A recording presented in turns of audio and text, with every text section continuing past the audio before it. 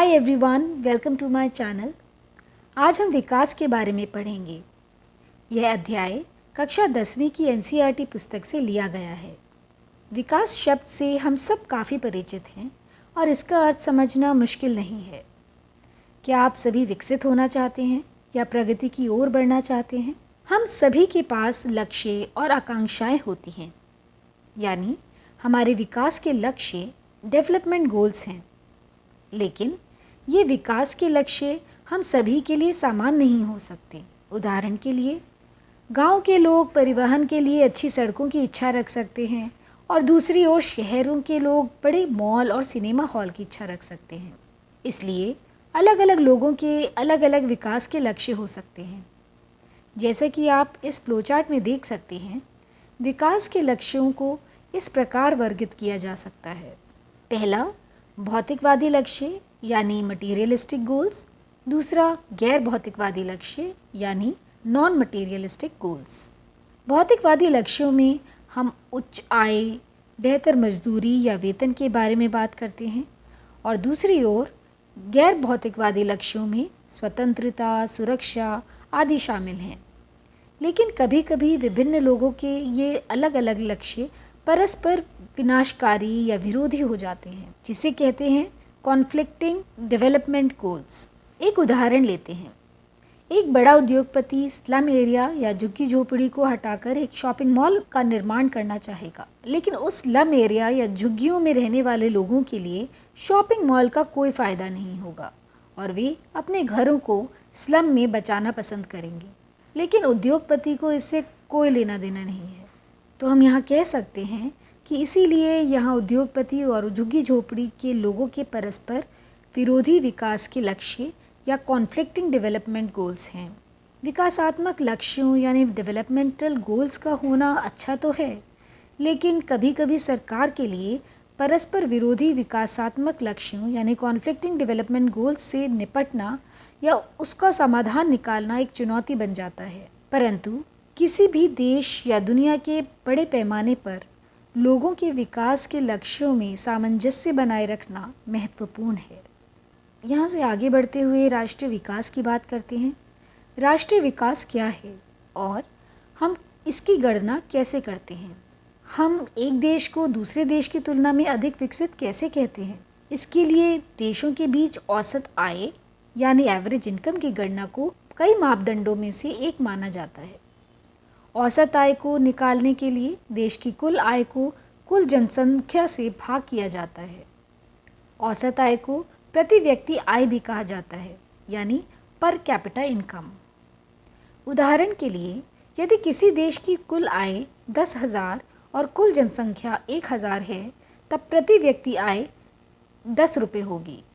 इसका मतलब है कि एक व्यक्ति औसतन 10 रुपये कमाता है। विश्व विकास संकेतकों यानी वर्ल्ड डेवलपमेंट इंडिकेटर्स के 2016 एडिशन में विश्व बैंक ने देशों को प्रति व्यक्ति सकल राष्ट्रीय आय के आधार पर 4 समूहों में वर्गीकृत किया है। Lower income countries, lower middle income countries, upper middle income countries and higher income countries. तो इस तरह प्रति व्यक्ति आय या पर कैपिटा इनकम के आधार पर किसी देश का विकास तय होता है। लेकिन क्या आपको लगता है प्रति व्यक्ति आय के आधार पर विकास की यह गणना पर्याप्त है? आइए एक उदाहरण देखें। यहाँ आप देश ए और देश बी देख सकते हैं। देश ए में यदि माना जाए कि केवल 5 लोग रहते हैं, व्यक्ति 1, व्यक्ति 2, व्यक्ति 3, व्यक्ति 4 और व्यक्ति 5। पहले व्यक्ति की आय 7,000 और दूसरे की 2,000 है, तीसरे की 500, चौथे की 300 और पांचवा 200 कमा रहा है। देश बी में भी देखें तो फिर से 5 लोग हैं। यहाँ पहला व्यक्ति 3,000, दूसरा 2,000, तीसरा फिर 2,000, चौथा 2,000 और पांचवा 1,000 कमा रहा है। इसलिए जब हम इस डेटा को देखते हैं तो हमें पता चलता है कि देश ए और देश बी की औसत आय समान है, यानी 2,000।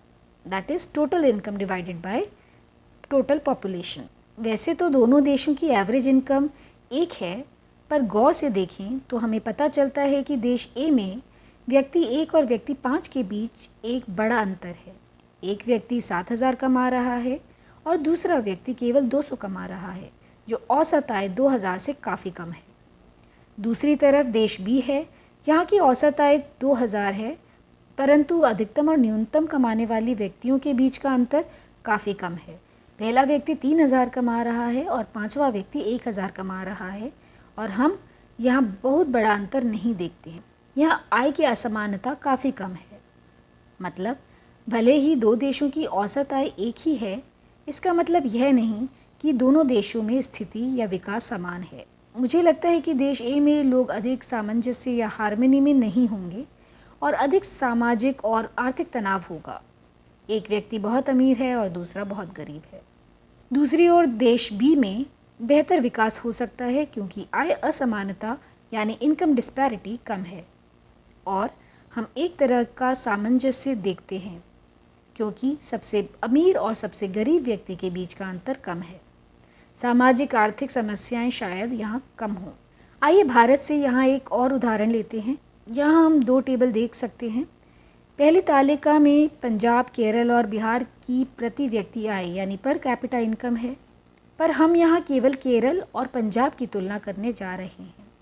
केरल और पंजाब की प्रति व्यक्ति आय that is per capita income लगभग समान है, जो 2009-10 के आंकड़ों के अनुसार 60,000 है। हालांकि दोनों राज्यों की प्रति व्यक्ति आय समान है, लेकिन अगर हम दूसरी तालिका देखें तो हमें स्वास्थ्य और शिक्षा जैसे अन्य मापदंड दिखते हैं। भले ही पंजाब और केरल की प्रति व्यक्ति आय समान हो, लेकिन स्वास्थ्य और शिक्षा के मामले में केरल पंजाब की तुलना में कहीं बेहतर है। इसलिए प्रति व्यक्ति आय अकेले यह तय नहीं कर सकती कि कौन सा क्षेत्र या कौन सा देश दूसरे की तुलना में अधिक विकसित है। भले ही आय एक राज्य या एक देश की अधिक हो, इसे तब तक विकसित नहीं कहा जा सकता जब तक कि शिक्षा का स्तर और स्वास्थ्य सुविधाएं बेहतर और विकसित ना हो। इनके अलावा अन्य मापदंड भी हो सकते हैं, लेकिन अपनी सुविधा के लिए हमने सिर्फ 2 स्वास्थ्य और शिक्षा को जोड़ा है। ज़रूरी यह समझना है कि अकेले आय के आधार पर विकास की गणना करना अपर्याप्त है। इसलिए विभिन्न देशों के UNDP यानी संयुक्त राष्ट्र विकास कार्यक्रम द्वारा प्रकाशित मानव विकास report that is human development report न केवल प्रति व्यक्ति आय बल्कि स्वास्थ्य और शिक्षा जैसे संकेतक भी शामिल करता है। जैसा कि हम विकास के बारे में बात कर रहे हैं, तो एक नज़र सतत विकास यानी सस्टेनेबल डेवलपमेंट पर भी डालते हैं। स्थिरता या सस्टेनेबिलिटी का मतलब है संसाधनों का विवेकपूर्ण ढंग से उपयोग करना और उनके संतुलन को बनाए रखना।